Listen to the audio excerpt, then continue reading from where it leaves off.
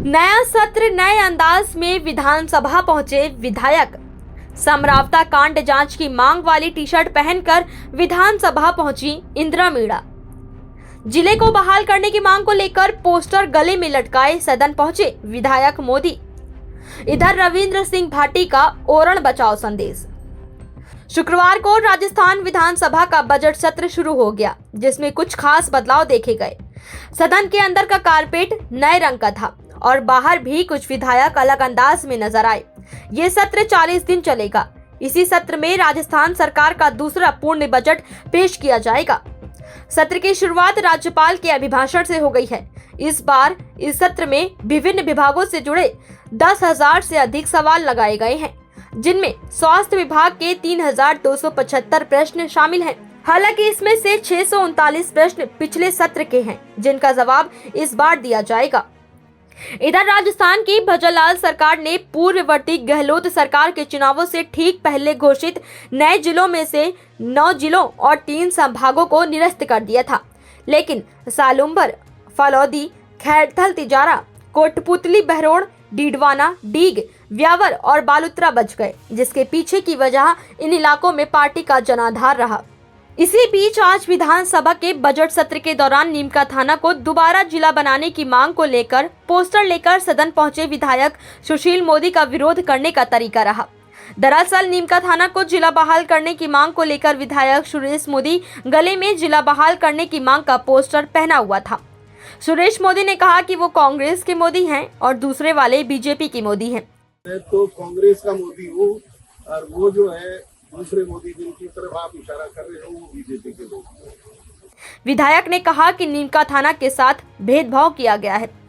हालांकि नीमका थाना के लोगों ने बाजार बंद कर और चक्का जाम कर अपना विरोध पहले ही जता दिया है, जबकि मामला कोर्ट में पहुंच चुका है।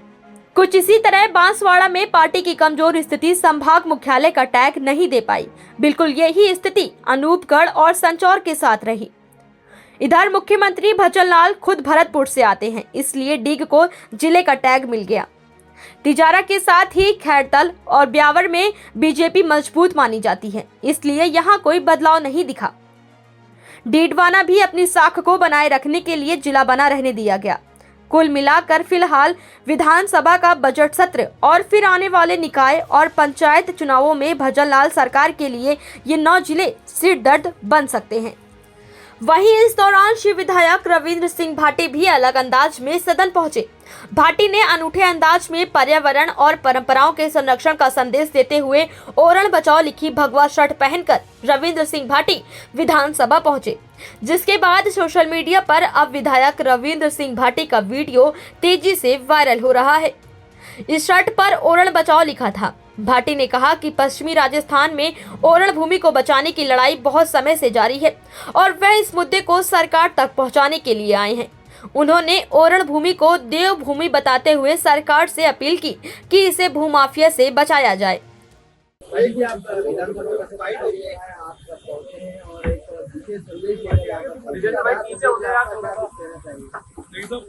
ओरण बचाओ की एक जो मुहिम है, एक जो लड़ाई है, जो लंबे समय से पश्चिमी राजस्थान का हर भाई, हर युवा, हर बुजुर्ग, हर जनशक्ति लड़ रही है, उस लड़ाई को आगे ले जाते हुए आज प्रदेश की सरकार के सामने ओरण की महत्वता को बताने के लिए हम सब आज यहाँ हाजिर हुए हैं। और ये प्रतीक के रूप में मैं सब जो माननीय सदस्य हैं उनसे प्रदेश की सरकार से निवेदन करता हूँ कि ओरण को बचाया जाए। ओरण वो जमीन है जिसको देव भूमि का ओरण को अरण्य कहते हैं, जहाँ भगवान श्री राम ने वनवास निकाला।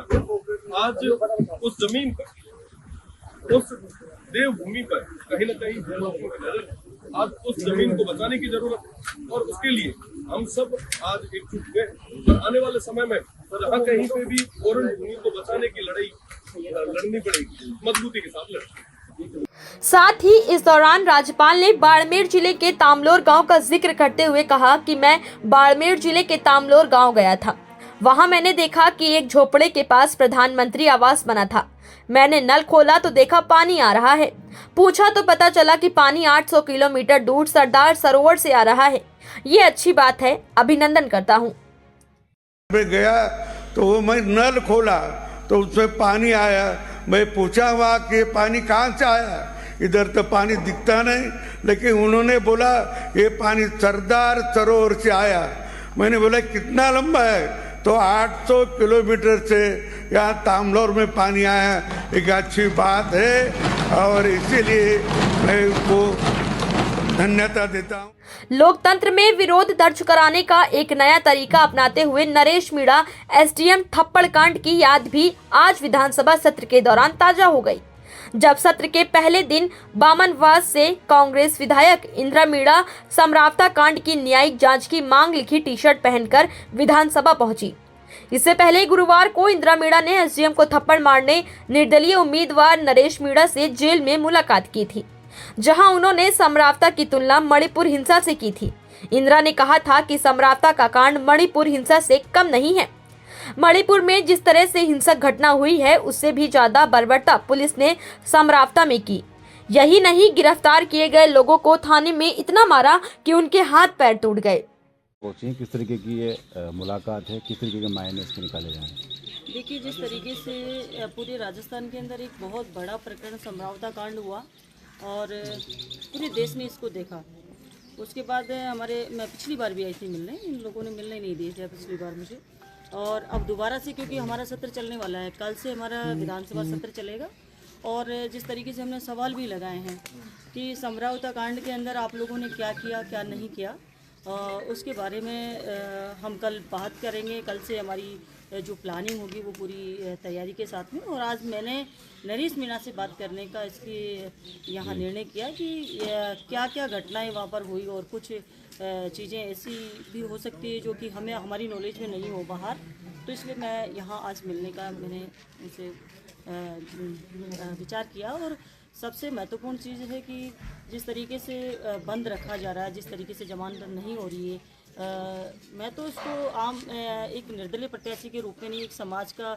एक व्यक्ति है और एक आम आदमी के तौर पर भी हम इसको देखें तो एक थप्पड़ वाले कांड में इतना बड़ा सज़ा और इतने टाइम तक बंद रखना, ये मैं समझती हूँ कि जायज़ नहीं है। कहीं ना कहीं सरकार की तानाशाही, कहीं ना कहीं जिस तरीके से ये चल रहा है प्रकरण, बहुत ही गंभीरता वाला विषय है। मैम, ये कांग्रेस ने भी काफ़ी ज़्यादा समरावता कांड से दूरी बना रखी है। कांग्रेस के बड़े नेता इससे लगातार दूर बने हुए हैं, कांग्रेस में कंफ्यूजन है। मैं कांग्रेस की हूँ और फर्स्ट दिन से ही जैसे कि ये घटना हुई उस समय मैं महाराष्ट्र में थे और वहीं से मैं लाइव आकर इस प्रकरण के बारे में मैंने बात की। और जिस तरीके से दोषी अधिकारी थे जिन्होंने लोकतंत्र की हत्या की, उनका आज तक एक नोटिस जारी सरकार की तरफ से नहीं हुआ, उन पर जांच नहीं हुई, और एक थप्पड़ मारने वाले कौन सा नेता ऐसा है जिस पे मुकदमे दर्ज नहीं है? बहुत सारे हमारे विधानसभा के अंदर भी सैकड़ों मुकदमे दर्ज है बहुत सारे नेताओं पर, विधायकों के ऊपर, तो इतनी बड़ी सज़ा नहीं बनती है नरेश मीणा की। क्या नेता प्रतिपक्ष टीकाराम जूली भी इस मुद्दे को उठाएंगे? क्यों नहीं उठाएंगे? सब लोग हम इस मुद्दे को सीरियस है हम लेकर, लेकिन सरकार जिनके लगती नहीं है, जो सरकार इन चीज़ों को मानती नहीं है, जो जनता की परवाह नहीं करती, उस सरकार के ऊपर जून तक नहीं रहेंगी इस मुद्दे को लेकर।